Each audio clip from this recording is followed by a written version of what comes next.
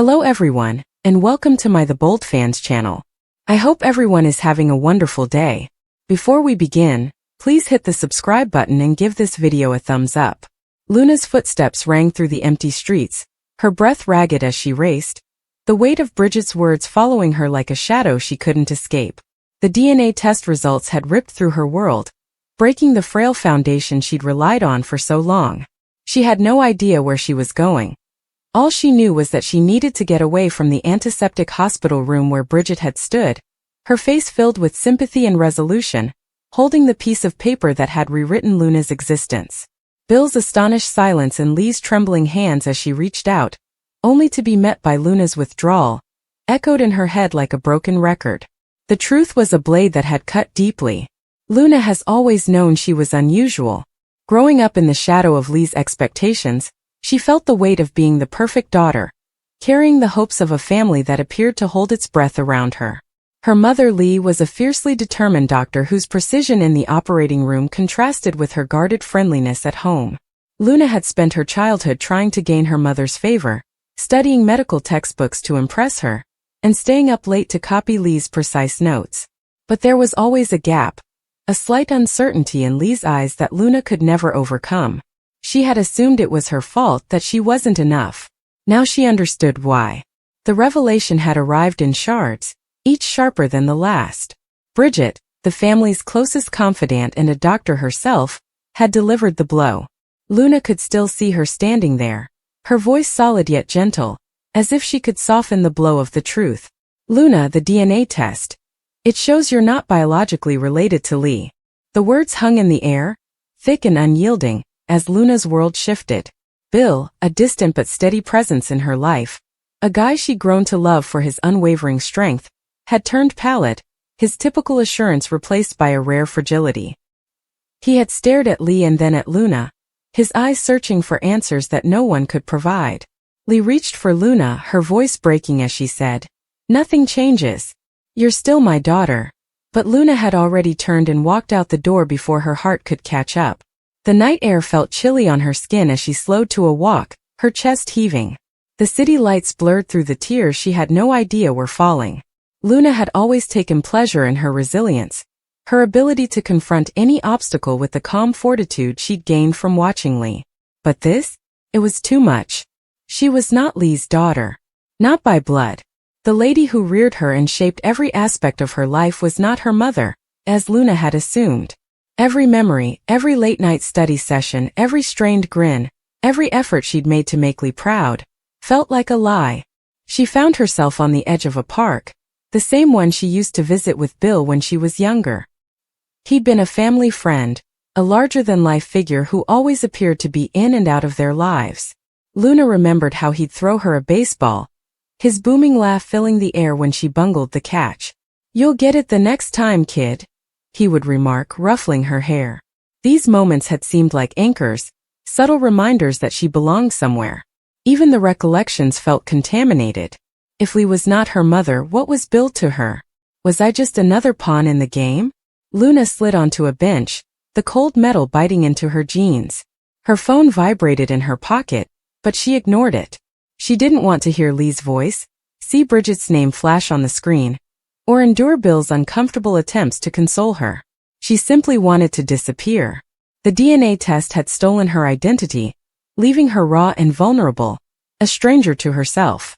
She recalled her childhood, when she overheard Lee talking with someone on the phone, her voice low and strained, saying things like, "We can't tell her." Not yet. Luna had always imagined it was about work, some medical issue Lee was shielding her from. Now she wondered if those chats were about her. The truth, as Bridget explained, was that Luna was adopted as an infant. Lee had chosen her, raised her, and loved her, or so she claimed.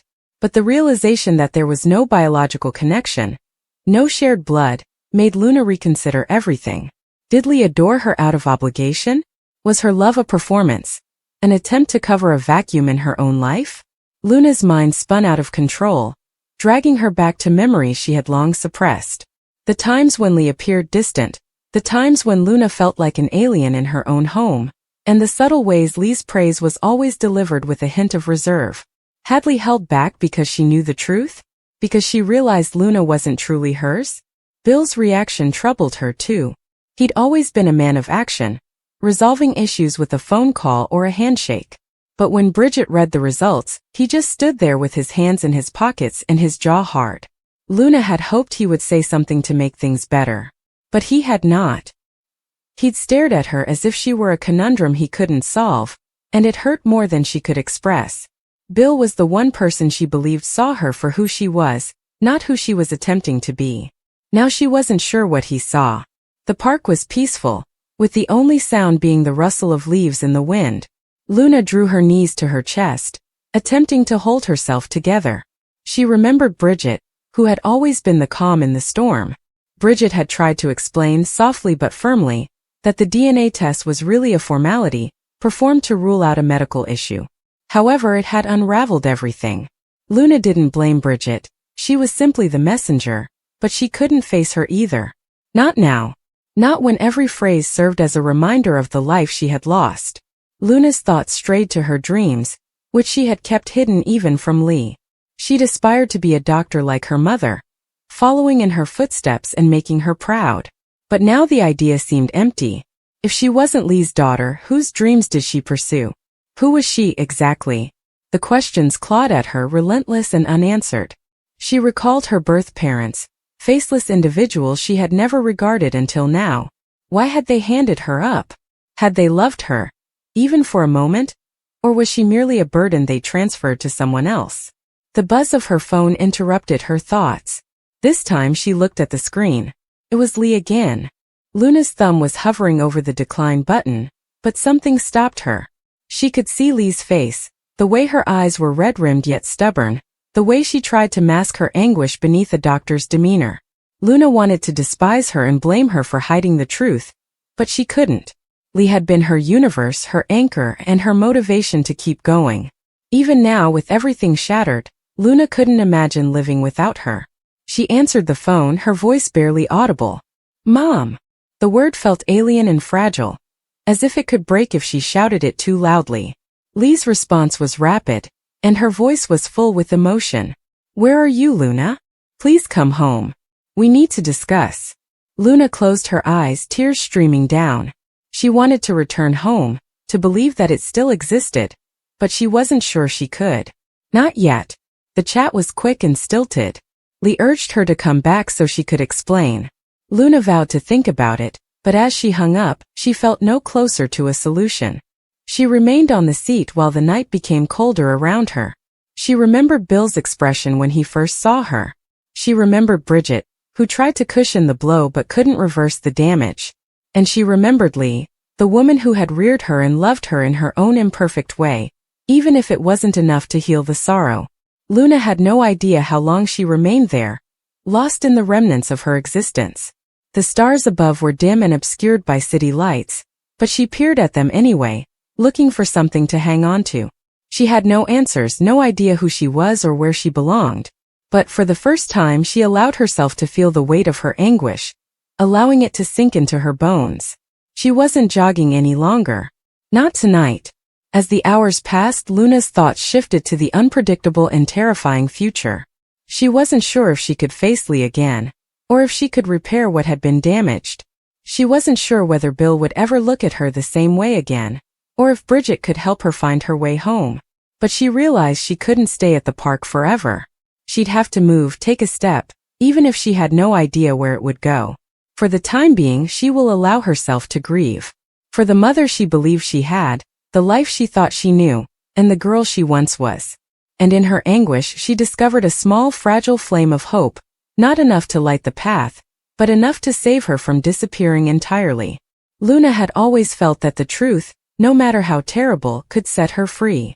But as the paper trembled in Bridget's hands, the weight of the truth felt like a chain tightening around her chest. The storm outside the Forrester estate mirrored the one building within it. Rain pelted the windows, thunder rumbled, and the air was thick with something electric. Fear, love, and betrayal all in one breath. Bridget hesitated to speak. She gazed between Luna, Bill, and Lee, her lips parting but making no sound at first. The DNA results had arrived hours before, but she had not anticipated to be the one obliged to read them aloud. When she eventually found her voice, it was gentle and almost remorseful. "These results are conclusive, Luna," she said, her voice trembling. "Bill, you're not her father." The world stopped spinning. For a time no one breathed. The silence lasted until it became uncomfortable. Bill's blue eyes raced to Lee, looking for answers that were not present. Luna's face turned pale, and her breath hitched as if the air had frozen. Bridget attempted to explain to lessen the shock, but the words blurred together, meaningless sounds drowning out the roaring in Luna's ears. "No," Luna said quietly, shaking her head. "That cannot be right. You stated there was a slim chance." Bridget's voice trembled. "The laboratory double-checked everything. There's no mistake." Lee stood frozen, her normally controlled facade cracking for the first time in years. She had worked to keep her family together, to conceal secrets that could destroy everything. But now that Bridget's confession was hanging in the air, her silence had become an admission in itself. Bill turned slowly toward her, the disbelief on his face giving way to recognition. "You knew," he replied calmly. "Didn't you?" Lee's throat clenched. "Bill, you knew," he said louder, his voice rough with incredulity. "You knew but didn't tell me?" Lee's eyes welled up with tears. "I believed I was protecting her. I'm protecting all of you." Luna's chest tightened. "Protecting us?" she cried, her voice breaking. "You led me to believe my entire existence was something it was not. You allowed me to adore a falsehood." Her voice broke beneath the strain of years of confusion and longing. She looked to Bill, her stare desperate, looking for something, anything to hang on to. But she just saw grief reflected back at her. Bill, the guy she'd come to think of as a father, was staring at her like she was a stranger. "Luna," he spoke slowly, his voice breaking. God, I don't even know what to say." "Don't say anything," Luna replied quietly. "Just don't." Before anyone could intervene, she turned and sprinted from the room. Her footsteps boomed down the hallway, the door slammed behind her, and the sound of rain drowned out everything else. Outside, the storm struck her like a wall. The chilly rain saturated her hair, and her garments clung to her skin, but she refused to stop. She had no idea where she was heading, but she knew she couldn't remain. Every part of that house, every face within it, seemed soiled by falsehoods. She hurried through the garden, past the rose plants Lee had planted years ago, and past the marble fountain where she used to sit as a child, daydreaming about a family who loved her. The memories seemed like ghosts now, tormenting her with what may have been. Her phone vibrated in her pocket, but she ignored it. Bill's name showed on the screen repeatedly until she threw the phone into the mud. She continued running until her lungs burnt and her legs gave out.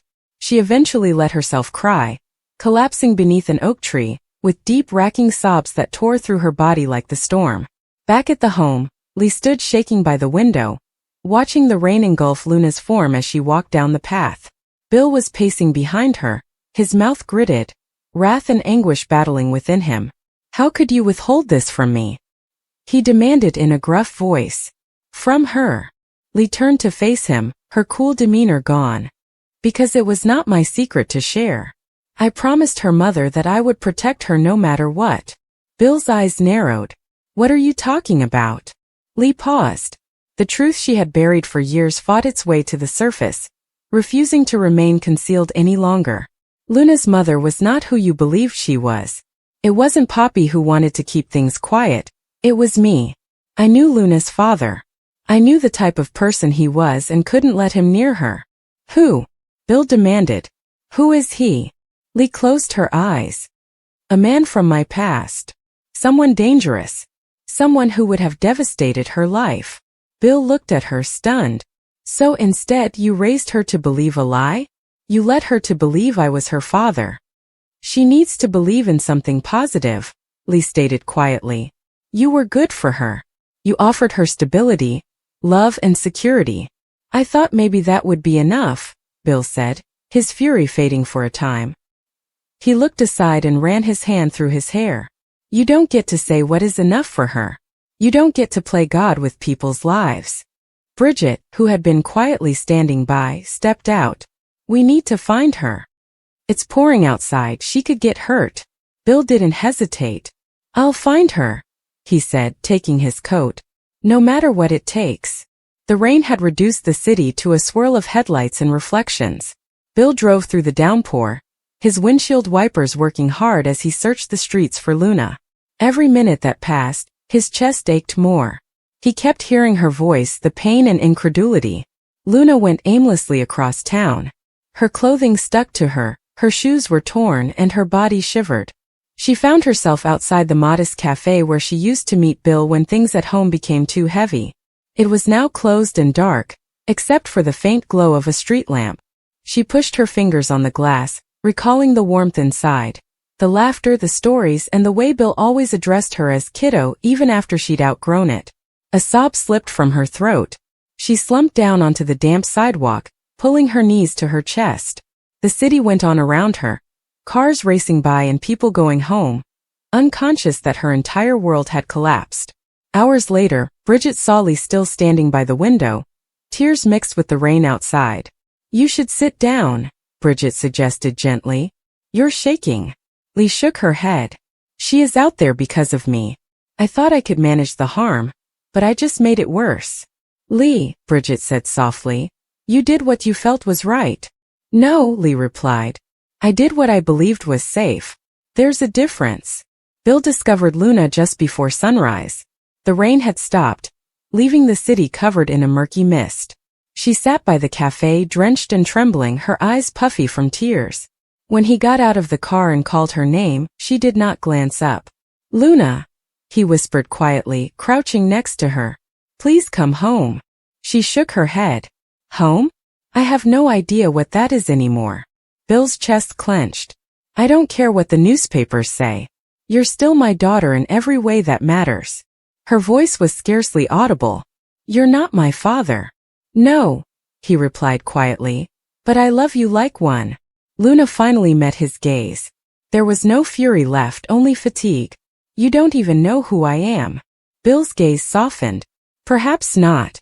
But I know who you are to me." For a minute they just sat there, two damaged souls attempting to cling on to anything true amidst the chaos. Then Luna broke down again, and Bill drew her into his arms, cradling her as she sobbed on his chest. When they got back to the house, Lee was waiting. When Luna spotted her, she froze. Lee moved forward, her voice trembling. "Luna, please, just listen." Her expression stiffened. "You lied to me." "I did," Lee acknowledged. "I'll spend the rest of my life trying to put things right. But you have to understand why." She took a long breath. "Your biological father wasn't a nice man. He harmed others, Luna. He hurt me. I wanted to keep you safe from the darkness. So I made a decision, a bad one perhaps, but it was out of love." Luna's lip twitched. "Love shouldn't hurt like this." Lee's eyes welled up with tears. "No, it shouldn't." After a long quiet, Luna turned away. "I need time," she muttered. "I need to figure out who I am without all of you deciding for me." And with that she walked upstairs, leaving Lee and Bill standing in the rubble of what was once their family. Days have gone. Luna remained hidden in her room, seldom conversing with anyone.